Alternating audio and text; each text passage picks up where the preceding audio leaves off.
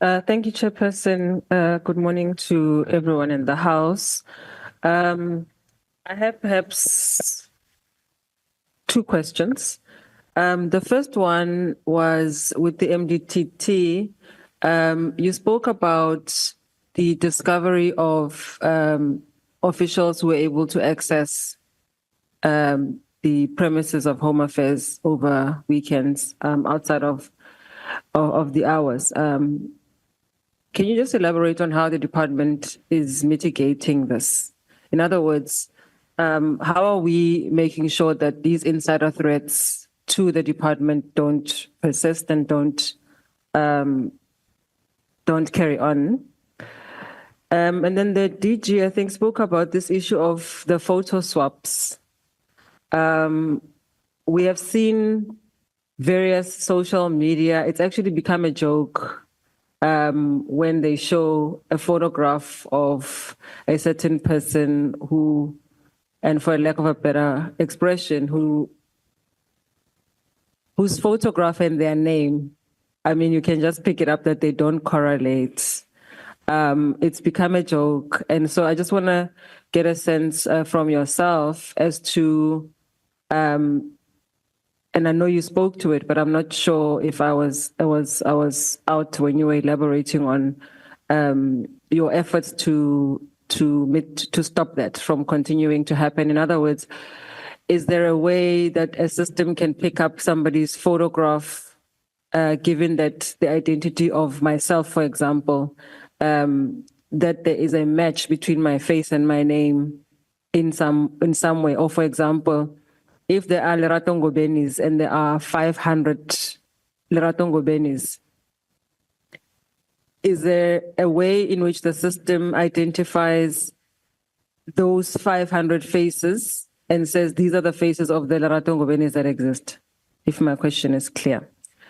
And then there was once a question that we had asked, and this is just a question I want to ask in relation to some of the cases that you're dealing with, particularly of fraud. We had raised this question to the minister regarding Chidimma Adetshina's mother having obtained her identification in South Africa fraudulently. I just want to get a sense from you, because when we asked the minister this question, in his reply, he had indicated that travel, particularly her ability to have traveled to Nigeria for that contest, the minister said that case was under investigation. Can you just can we get an update on the status of the initial investigation that was mentioned to the portfolio committee, and also what is the current status of the investigation into the mother's travel to Nigeria? And also, where are the both of them, Chidimma and her mom, at the current moment? Thank you. Thank you, Onongweni. Okay. The DG, you will run in the manner that we agreed, and the team and the deputy minister. The last point of Honorable Techana, the DG, you will handle it. My understanding is that the multidisciplinary team are not officials of the department. I think that's my understanding. There was a process that was engaged on to invite the team to participate in this matter. But I think the DG, you will deal with that. The other point, which the committee we may need also to detail, is the collaborations with the law enforcement agency outside the country. To what extent? Because when you're presenting the Lubisi report, and I'll suggest, Deputy Minister, that we may need to bring that report maybe next day, just to refresh members in the administration, what the team has picked up of Lobisi, so that we're able to track the progress that you are presenting to this committee meeting. It will be an important refresh for a detailed summary on that report, which deals with the web that has been identified of syndicates that are within the department, outside the department, and also that are running in some of the countries that influence the work of the department. It will be an important area to deal with that. DG, you'll start to respond, and will then invite the other team to respond. I'm fully aware that the sitting is starting at 2:00, and other members may need to run to the sitting. If you can assist us to deal with those comments and issues, questions that were raised by members. DJ? No, thank you so much, Chairperson, and thanks to the honorable members for the questions that were posed. The MDTT will probably take questions that are directed at them, and then DDG Advocate Moitse will then deal with issues that are related to the investigations. And then I think it's regrettable, the pronouncements that were made at the Tshwane Refugee Center. And on behalf of the Minister and the DM, I think I would like to apologize with regards to the official who made those statements.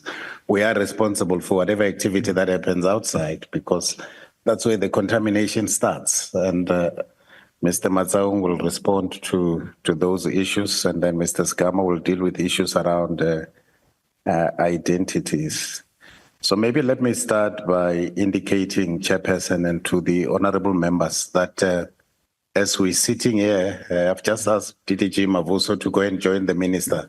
So there are two parallel sessions. There's the cabinet committee that's next door. And I think that's more of a programming issue that I thought I must highlight. I don't think the minister intended not to come here, but we are presenting a document at that cabinet committee, and apologies again extended on his behalf. And similarly, Honorable Chechana, I couldn't come to the last meeting because the JCPS had scheduled a meeting, as you are aware, that there are challenges that we're dealing with around spouses and so on and so forth, and therefore I was then asked to attend that meeting. So as I respond to the issues that you have raised and also raised by Honorable Ngubane, the MDTT was set up, you're correct, as a result of work that emanated from the Lubisi report. And of course, they're activating those recommendations that emanate from that report to deal with the ills, as you have described, at Home Affairs. And that work is ongoing. There's a very close working relationship between what Advocate Moitse is dealing with from a counter-corruption point of view. So this branch has been there for quite some time, Honorable Ngubane. And therefore, the MDT was then set up with a very clear focus to look at the issuance of visas, whether it's permanent residence, temporary, citizenship, and so on and so forth. That's the capacity that does not reside within the Department of Home Affairs. To the extent that you now have a proclamation that has been signed by the President to bring in the SIU to continue with that work to ensure that there's prosecutions, but also there's follow-ups. I had members asking a question around what then happens, Honorable Ross, to people that leave the department. You asked a question about Chief Director and the Director appeals. Those are matters that the SIU is pursuing with regards to that. So it's not as if we leave matters hanging, and Advocate Moitse will deal with issues related to that. And then there was an issue that you raised with regards to the top management of the MDTT. The chairperson has correctly said it's not unit of the department. The team that you see behind us were contracted by the department under a company called CAJV. And I think they are better placed to speak about their structure. But in our understanding, when they were contracted, there's a component that speaks to Black economic empowerment as part of the requirements, which we believe they met. So, Honorable Chechana, just to conclude your questions on the collaboration with law enforcement, it's a question that the chair also asked.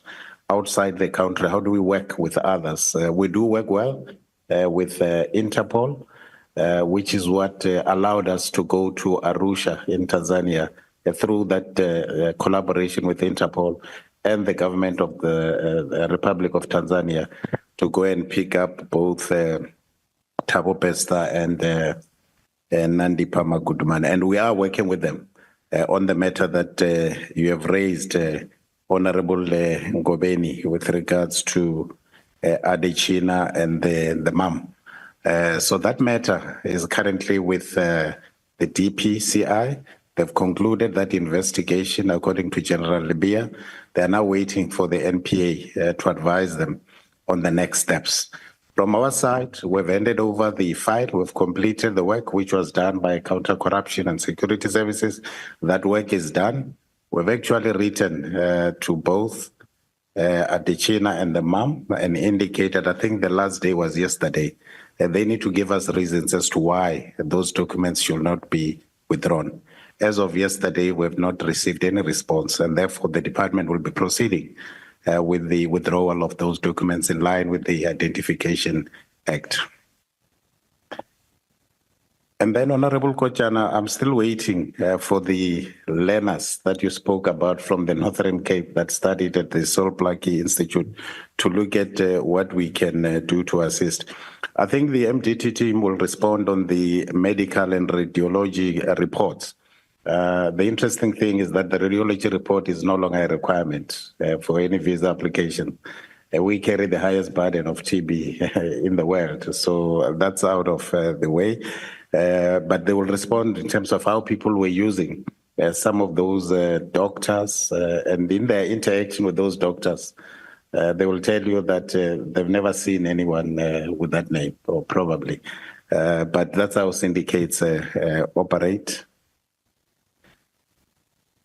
So one of the tasks of the MDTT is to track these 11,000 applications that you have referred to. That's what they need to do, but also to empower the department with the attorneys that they have to withdraw those documents for those that are not deserving. And then offices that were operating on weekends. Obviously, counter-corruption looks at trends that are happening in each and every office. I think previously when we were here, we spoke about the Malamulelo office in Limpopo. We spoke about the Randfontein office. We spoke about Maponya Mall, for example, as well, and the Krugersdorp office where we picked up particular trends. And working with other law enforcement authorities, we're able to launch that sting operation overnight. The sad reality here, Honorable Ngobeni, is that it requires a whole of society approach to deal with this catch. What we found in Krugersdorp on that night at around 1 a.m. in the morning. No, I'm coming back to you. I'm just looking at Honorable Kochana for a particular reason.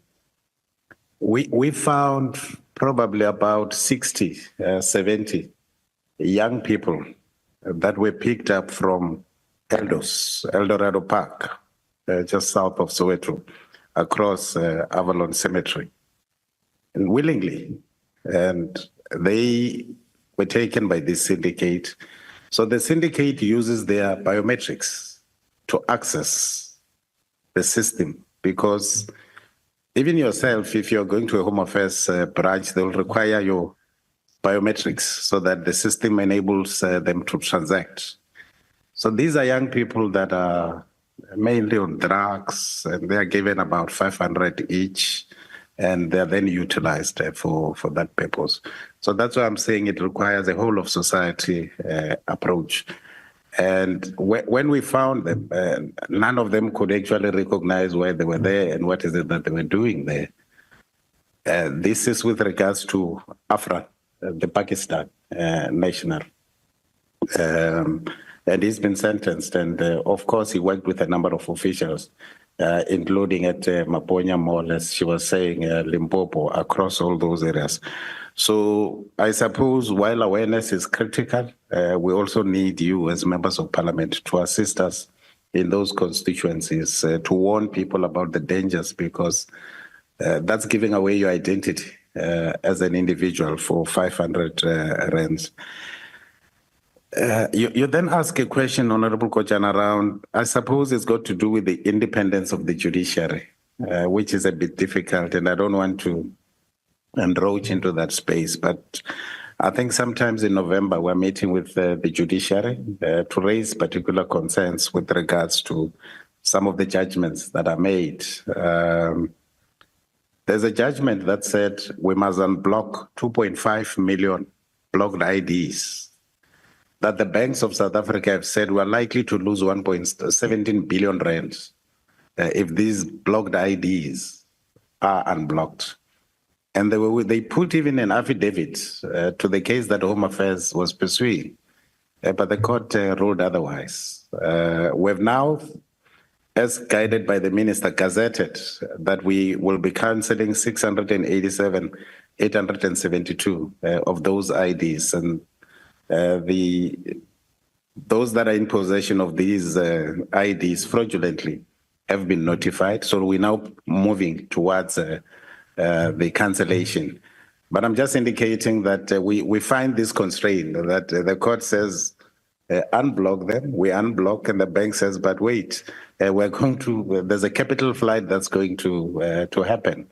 And that's not taken into consideration. But I suppose we'll raise those issues here at the meeting with them and the UNHCR, because they, in this case, are representing a number of officials. I think, Advocate Moitse, you'll speak about your operation with the police yesterday in KZN. And then stakeholders, Honorable Roos, various applicants, syndicates, and so on and so forth. I think, sadly, the Bushiri story started here in Parliament. It was a member of Parliament who sent a query to the Department of Home Affairs. I'm not sure if honorable members are aware. That's the genesis of how Mr. Bushiri got his documents. It started here as a, well, you can claim innocent query, but it ended up with someone being in possession of documents that were not supposed to. And that's how these kingpins operate. I'm not sure, Warwick, if you still have that slide where you are able to show that it was not just Bushiri, but it was a number of entities. They owned companies in the finance, hair salons, insurance companies. But you can pick up in almost all the provinces, they have a presence. Even here in the Western Cape, they have a presence. And I suppose that's what the MTTT is really assisting us to crack those cases. And working with the DPCI, I think in the next few months, we should be able to make inroads in that specific case that you are referring to. And then, Honorable Ngobeni, I think I spoke about the photoshops, how people are easily able to do that. I've responded on the issues of Adetshina. It's a case of fraud that's been reported that the Hawks are pursuing against both the mom and herself. And I think I responded on the officials that are accessing premises after hours. We now have introduced a measure where the system cannot be accessed after hours to make sure that those transactions do not happen. In the past, people could easily access them, but only when there's overtime that needs to be pursued, which is done timelessly, and people are then informed timelessly. I think, Honorable Michael, you spoke about what happens to officials once they're guilty. The matters are pursued beyond the department. On page 14, you will note that there's even members of the public, but also there are colleagues that are awaiting trial outside. The DC, it's done. The person has been dismissed. We are pursuing that person in terms of the criminal justice system, but the MDT is assisting us with the recovery of funds that they might have accrued. I suppose we take your point on how do we minimize the reapplications of those that might be corrupt.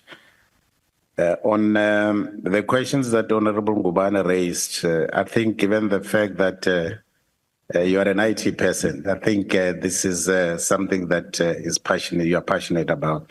I think, yes, it does put the case for digitization even stronger. We will, honorable members, honorable chair, be coming to this committee to present DM on the revised APP, which now takes into consideration digitization, the project plans and the activities that we'll be pursuing. For this financial year, we've had to amend, and also for the next 5 years, what are the activities per annum that we'll be doing to ensure that the digital transformation that the minister has spoken about is implemented. And you are correct, if we are able to digitize a lot of these records, you might not be aware that a lot of applications and the missions at the moment are still manual applications. And therein is an opportunity for others to be able to look at opportunities for making money. I suppose on the funding, DM will probably respond on the challenges that we have, similarly with counter-corruption. Where we don't have a presence, Honorable Ngubane, in the missions, there's 114 missions that South Africa has all over the world. We only have about 38 officials at some of those missions. It's a very small number. So where we don't have a presence, DERCO then does the work on our behalf for both civics and immigration services. It's not ideal, but that's currently what is happening. And then you asked a question on cases that we've referred to DERCO and the BMA. Yes, we do monitor. For example, on the case for the Libyan nationals, it's a matter that we've referred to DERCO to pursue. We're waiting for them to come back to us. On the BMA, similarly, we are pursuing, as DDG Muiza indicated, that we still are assisting the BMA on those matters. I think, Honorable Mdolo, the work that the MDTT is doing, they do work with other law enforcement authorities, but critical is the fact that the work that the MDT did in China, for example, had been highlighted by SSA in their report on malfeasance. Similarly, in Ghana and Libya, where we've just sent an official from counter-corruption. So there's a close working relationship between them. And then Mr. Skama will speak about our quest to eradicate the green barcoded ID to ensure that every South African has a card, which is much more protected. Of course, the staff shortages are something that's of concern. We are working on that.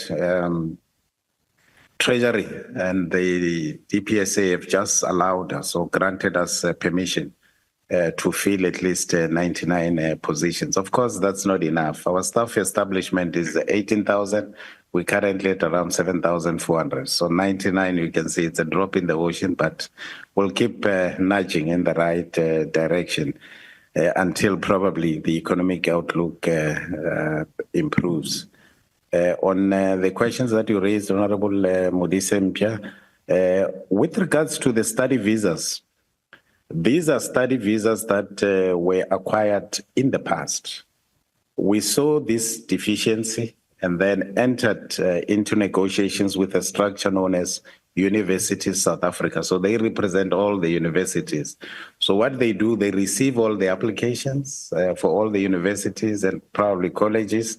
Then they do the verifications and only give us data of students that are registered. And then we are able to then assist. The ones that have been isolated are investigations that counter-corruption and security services is pursuing from those bogus colleges that you are referring to. So we already have data, and I think we're now working towards ensuring that the SIU, in working with her, then completes the issue. I think you asked a question around the budget. The budget is never adequate. We always sit at the beginning of the year with the team from the MDTT, Mr. Shakir Williams, to look at the budget that's currently there. The challenge is always that as you are investigating a particular matter, the scope then changes. The matter for China, for example, and Ghana was not under their radar, but we had to redirect them to pull the data from those missions. So we are looking at how we can complement the current budget that we've provided. Of course, it's not adequate. We'll be the first to say that. Change in behavior, I suppose Advocate Moetse, you'll speak to that. So maybe let me pause here and ask the team from this side, Home Affairs, starting with Advocate Moetse, Mr. Matsaung, and then Mr. Segama, and then we'll come back to Mr. Bishop to respond to those issues. Thank you, Chair. Yeah, I think the DG, you've dealt with most of the issues. They will summarize on the issues. If you found this video informative, please like, subscribe, and hit the notification bell for more content like this. And as always, let us know your thoughts in the comments below. Until next time, stay informed and stay engaged.